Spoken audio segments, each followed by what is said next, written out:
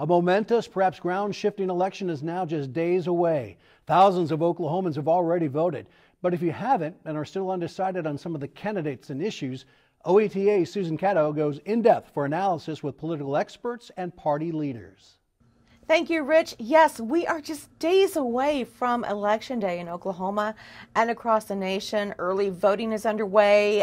Everyone's been working hard to get to this point, and know a couple of people probably harder than two of our panelists we have with us today, and a third who's been watching them work so hard. We have David McClain, who chairs the Oklahoma Republican Party. David, thank you for being with us.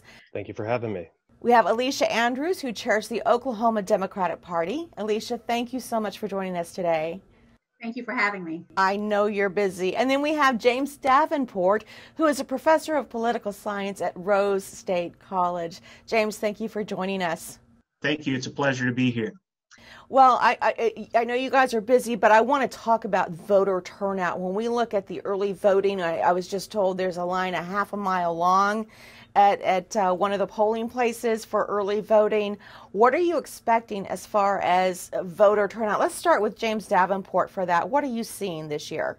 Well, we're seeing a really high turnout nationally, and so I think that will also be true here in Oklahoma. As you mentioned, we're seeing long lines already. I saw a news report this morning that said already, an hour-long wait to get in.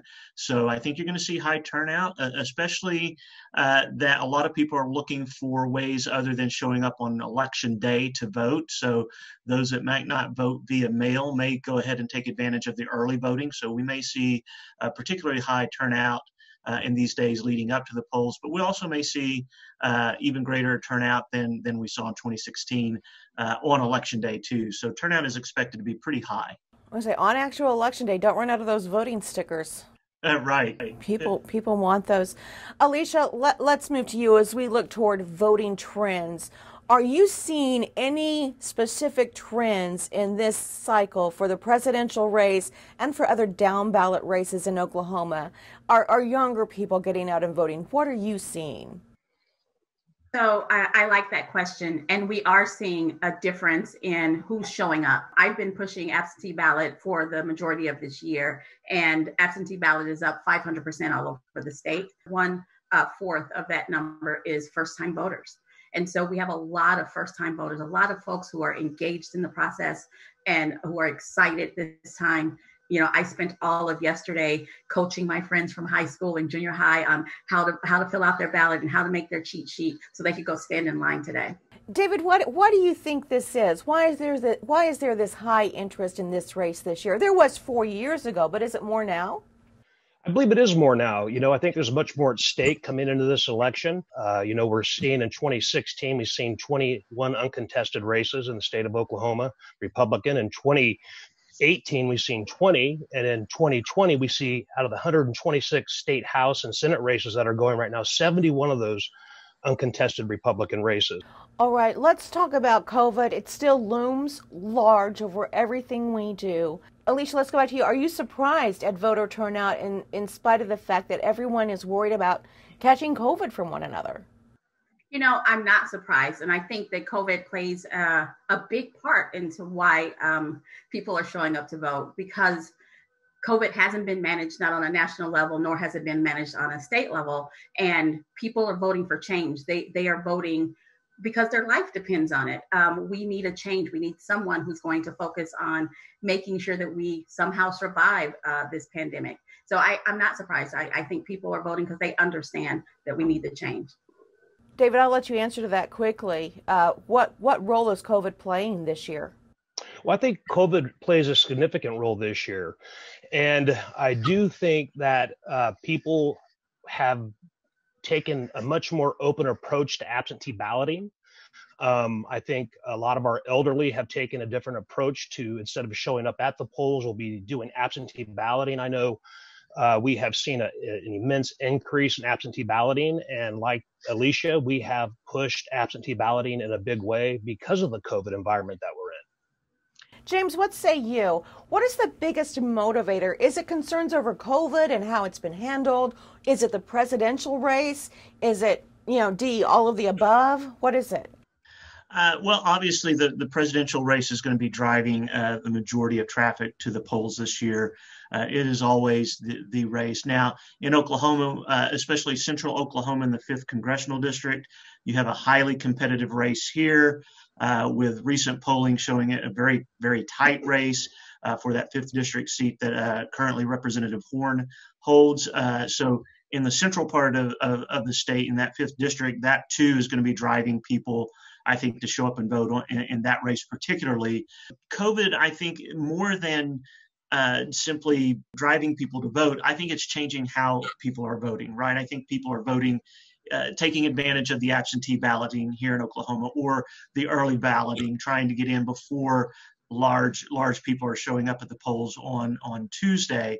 So I think while there may be some people who vote based on, the response to COVID or lack of response, depending on how people want to view that, I think more than anything, it is changing how the approach people take to voting. And you have these other factors that are actually producing higher turnout. David, James just brought up the Horn-Bice race for the 5th Congressional District. I was going to talk about that a little later, but since he brought it up, let's go there. This has been listed, let's see, I have a note, this has been listed as a toss-up with Inside Elections with Nathan Gonzalez, a nonpartisan analysis group.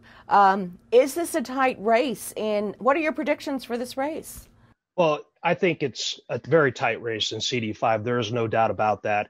It looks as if right now Stephanie Bice is surging at the right time. The latest polling that I've seen, we were a +4 to +5 over there in CD5 with the president at the top of the ticket. And over in CD5, I believe this last election cycle, the president was down 10 or 11 points on election day there. And right now he's +10 in CD5. We've had a lot of boots on the ground. There's been a tremendous amount of money injected by both sides into this race. It is going to be a race to the finish. Let me tell you. An absolute race to the finish, and we are going to put Stephanie Bice over the top. Alicia, Stephanie Bice does face the incumbent Kendra Horn, who has already made some deep trenches for herself as far as connections in Washington. How do you see this race going? So I agree with David that the race is neck and neck. I disagree with David with his predicted outcome. Representative Horn has a track record of representing her entire district. She has a track record of listening to the independents, Republicans, and the Democrats, and I think that bears out. She takes care of our veterans, and so there's a lot of energy in that race, and there's a lot of motivation in that race. A lot of motivation on the parts of Democrats, and I do think that in CD5 we're probably going to have the highest turnout, basically because of that race. James, this has historically been, the CD5 seat has historically been held by Republicans until Kendra Horn came along. Is this a trend? Could this happen in Oklahoma, that you see more Democrats getting out and voting Democrat on election day or early voting day? Do you see this trend happening or not? Well, I think in the metro areas, you might see some of that, right? Because we do see a little bit of the kind of the urbanization trend moving towards Democrats. But I do want to remind the viewers that even in Oklahoma County, Republicans hold a sizable registration lead. I think about 30,000 or a little over 30,000 registered Republicans compared to registered Democrats.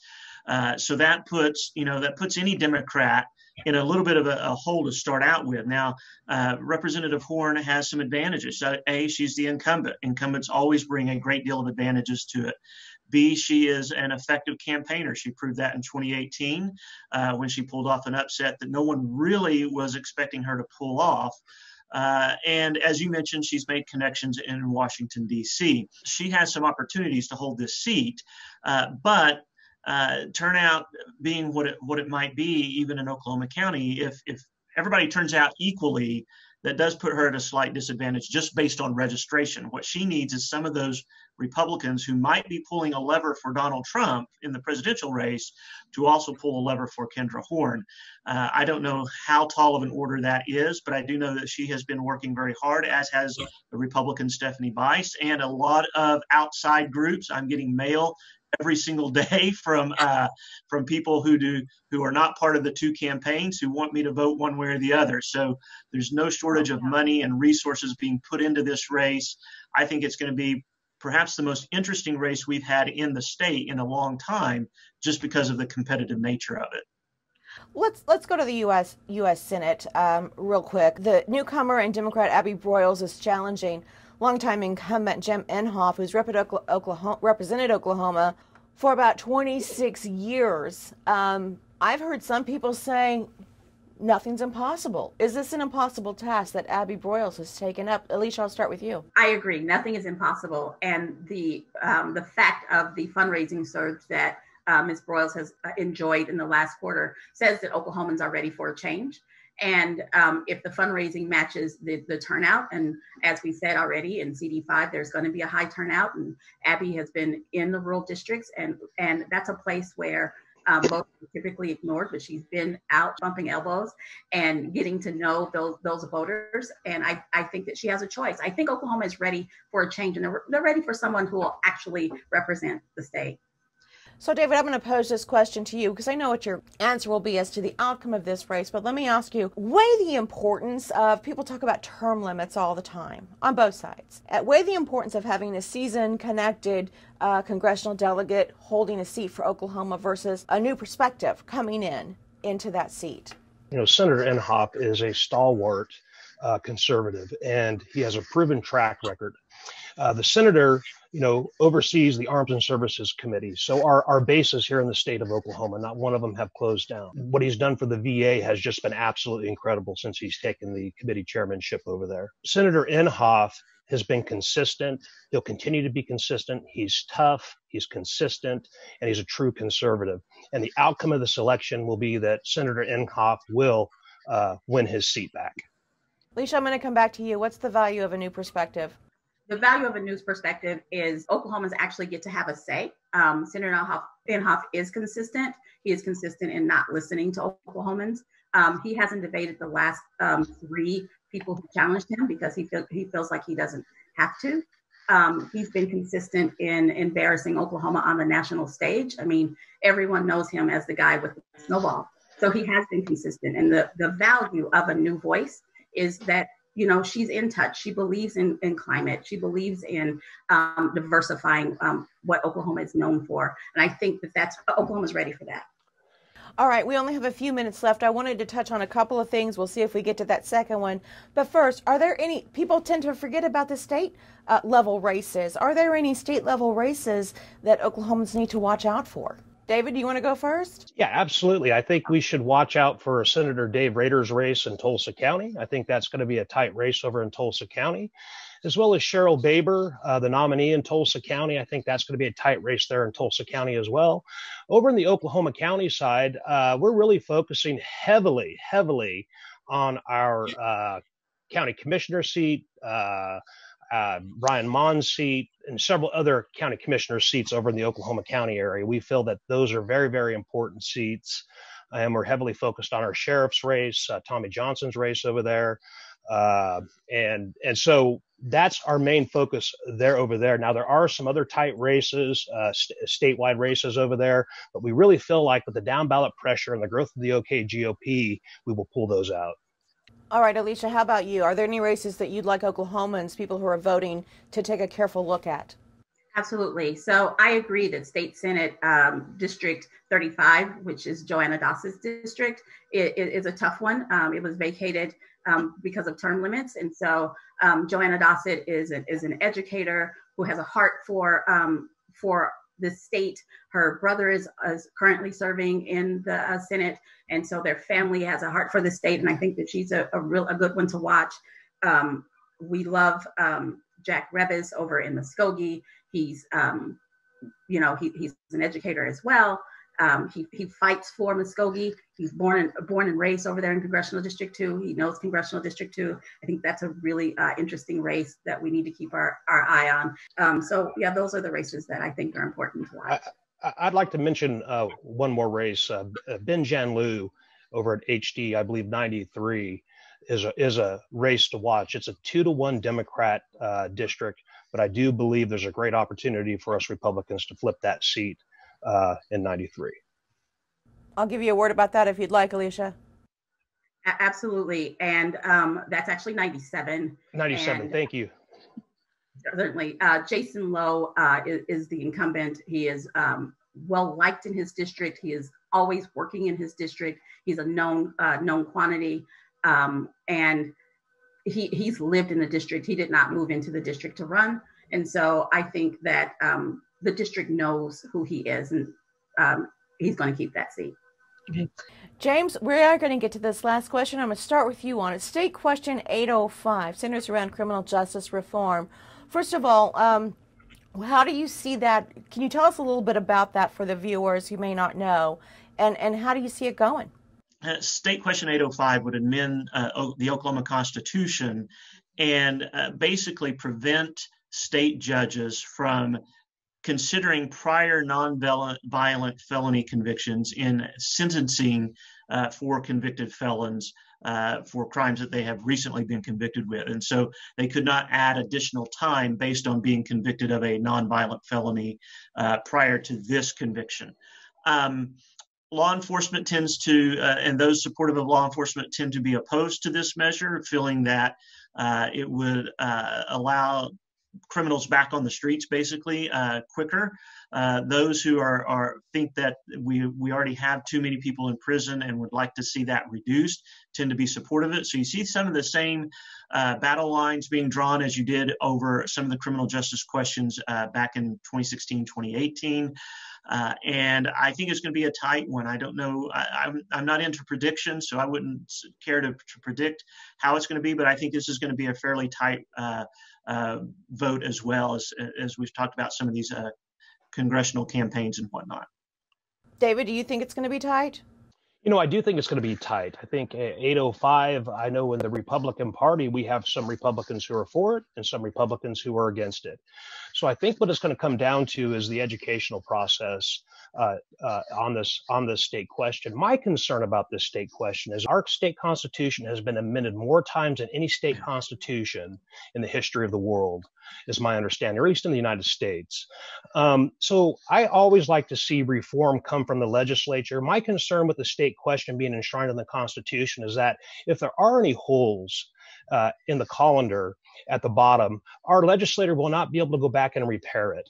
So I always like to see our constitutional authority that we've surrendered to the legislature and the law to be written by them. I think sometimes state questions, although sometimes necessary, can be overrated sometimes. Alicia, I'll give you the last word on 805. There are things to balance, though, with prison overcrowding and Oklahoma having the infamous notoriety of locking up more people than almost anywhere else in America. Well, actually, we have the notoriety of locking up the most amount of people in America. We're the #1 incarcerator of men and women. And it's mainly because in Oklahoma, a repeat offender spends 79% more time in prison than in any of our neighboring states. And so I do think that it's going to be tight. I am a proponent of 805 just because we have prison overcrowding. It pays more. We pay more to incarcerate someone than we could pay to rehabilitate them. And I don't believe in throwing away Oklahomans. And I think that that's what we do when we over sentence our citizens. All right. I'd like to thank all of you for joining us to have discussions about these important matters. Again, just days away from Election Day. I would like to remind our viewers that Tuesday night, OETA will have live election coverage from 8 p.m. to 10 p.m. covering all of the races that impact Oklahoma. We will be coming out of national PBS coverage of presidential race and national races, but we will have Oklahoma-specific coverage from 8 to 10 p.m. on November 3rd, election night.